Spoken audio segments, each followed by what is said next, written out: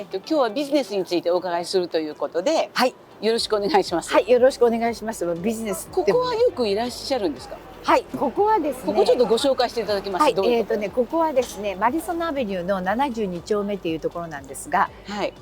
ちょうど向こうに見えますよね、セントラルパーク。はいはい私たちがいつもセントラルパークに来て、はいここのワンちゃんたちとここに座って、朝はここに来てみんなでちょっとお休みするっていう場所なんですよ。なるほど。で特にこの72丁目この場所はとても素敵なブランドのファッションのお店があって、はい帰りなんかブラブラですね、このマディソンアベニューを歩きながら帰って、ウィンドウショッピングをしながら、はいっていう場所なんですよ。今もちょっとね見ていただくと終わると思うけど、すごいファッショナブルな人が多いじゃないですか。ね、非常にここの場所はですね、そうですね。なんかおしゃれな方が、はい、とてもなんかファッションクリティックみたいな人が今通りましたよ。まあ私のOne of the favorite place なんですね。恵子さんのそのビジネスについてちょっと今日お伺いしたいと思ってまはして、いはい、今ほらシェフお任せをされてるじゃないですか。はいどういうお考えがあって、はい、こういうシェフお任せというビジネスを立ち上げられたのか。ですね、ビジネスってやっぱり一番大切なことはタイミングだと思うんですね。はい、でどんなにいいものでも、まあ、全てそうだと思うんですけど、タイミングが合わないとどんなものも成功しないと思うんですが、はいやはりお客様のニーズはいっていうことはすごく大切なことだと思うんですよ。やっぱりどういうふうにトレンドが動いてて、お客様が何のニーズが欲してるかっていうことを考えて、まあ、ビジネスをやっている者たちは、まあ、私もそうですけども、やっぱりいろいろ考えるわけなんですね。でちょうどコロナになって、はい全然レストランが行けなくなっちゃって。でまた人によってはね、人とあんまり接触したくないっていう方がたくさん増えた中で、やはりレストランクオリティものを食べたいとか、あとやはりデリバリーとかね、えそういうものじゃなくて、やはりそこで作ったものを食べたい。あと自分で作らない方も多いんですね、このマンハッタンは。でキッチンもすごく小さいですし、でそういう中でシェフをサービスするっていう仕事は面白いんじゃないかっていうふうに思いついたんですね。でコロナの時に思われたんですか？それともコロナのそうですね、コロナの途中ですね。なるほど。はい、思いついたのはコロナの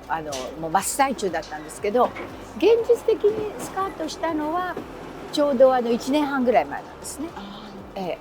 でそれでまあなんていうのかな、まあ、そのビジネスをスタートして、で一番初めはですね、もうイタリアン、アメリカン、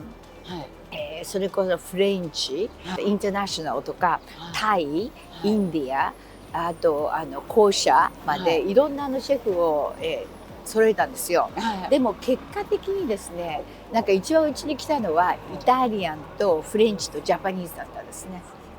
はい、で特にア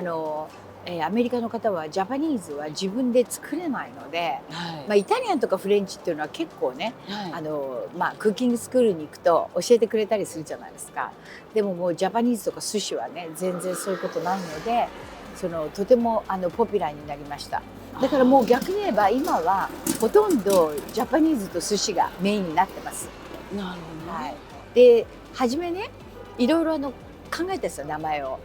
でシェフやっぱりみんなが引っかかるように、シェフデリバリーとか.com とか、シェフサービス.com とかでいろんなの考えたんですけど、全部取られてて、シェフなんとかってもうレジスターできなかったですね。もうレジスターできなかったんですよ。もう50個ぐらい調べたんですけど、全部で結局ふっと思い浮かべたのが、まあお任せっていう言葉、なんかアメリカ人も最近お任せってよく使うんで、じゃあもうシェフお任せがいいかなと思って調べてみたら、お任せって捉えてなくて、ラッキーですよね。でシェフお任せ.com。ただ問題はお任せっていうとやっぱり皆さんジャパニーズのお任せだと思う人が多かったんですね。なるほど。いつも思うことはまあ、アメリカはいろんな意味でビジネスをスタートするのにすごく簡単にスタートできるんですね。あんまり難しいことはないんですよ。で女性とかね、今この間日本から帰ってきて、私はまだちょっとしか経ってないんですけど、やっぱり日本はまだまだ女性の進出がすごく少なくて、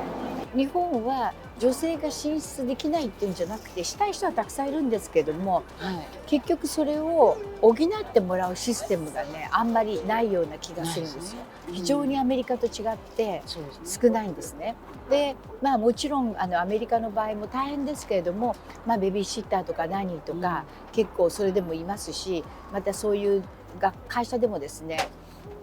何ヶ月も夫婦揃って休むこともできるし、で休んで6ヶ月ぐらいして戻っても、その自分のそのなんていうのかポジションが変わるってことないんですけど、日本はなんか聞くところによると、なんか休んでもいいけど、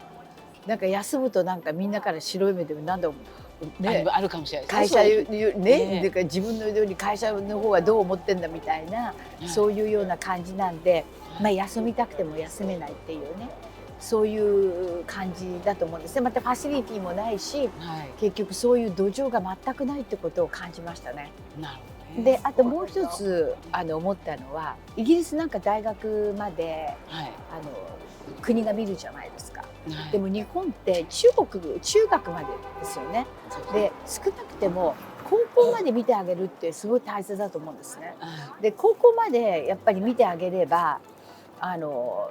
まあ、もちろん私立でね、自分がそこのプライベート行きたい方は別だと思うんですけど、そうじゃなかったらやっぱり国が高校まで見てあげれば、やっぱり学費を考えなくても済むと思うんですよ。そうすれば子供がね、高校まで出たら働けるわけですから、そこで働いていろんなチョイスがあると思うんですけど、その辺のところもね、皆さんがなんか女性がね、そのなんていうのかな、子供ができなかったり、それから子供がね、キャリアが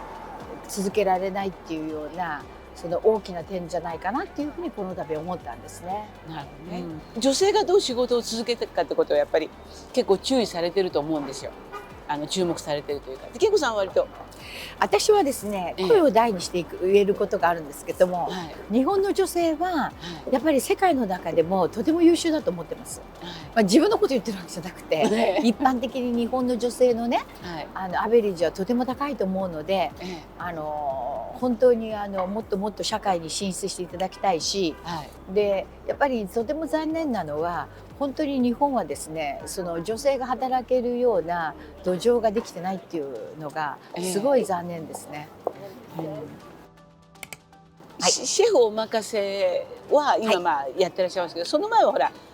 ロッキーさんのレストランを紅花ね、はい、紅花をずっと紅花東京をずっと10年間近くっていうかもっとやったかもしれないですね。やっぱり今回みたいなそのまあ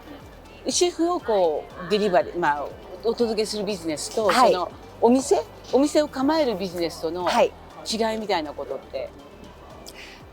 結局、今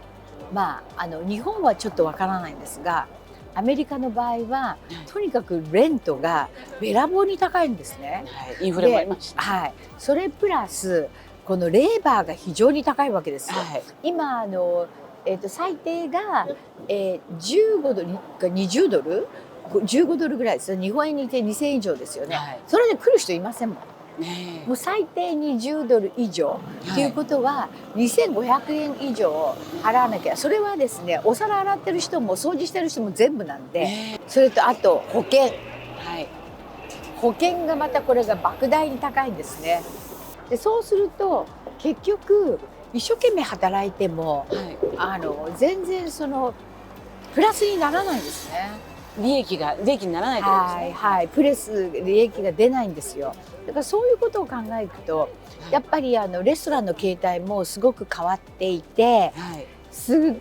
ごくリーズナブルな、あんまりこうね、人件費も使わなくていいような、ファーストレストランみたいなところと、あとはとっても高いプライスで、運営していくっていう、その2つにも両極端に分かれた感じがしますね。なるほど。多分日本もそうなるんではないんですかね。でそういう中で恵子さんはそうだからお店を構えることよりはこうシェフを派遣するっていうビジネスモデルを考えになって、シェフを派遣するビジネスのいいのは、シェフはみんな登録制なので、それぞれのシェフがその時に空いてる時間に、働くことができるわけなんですね。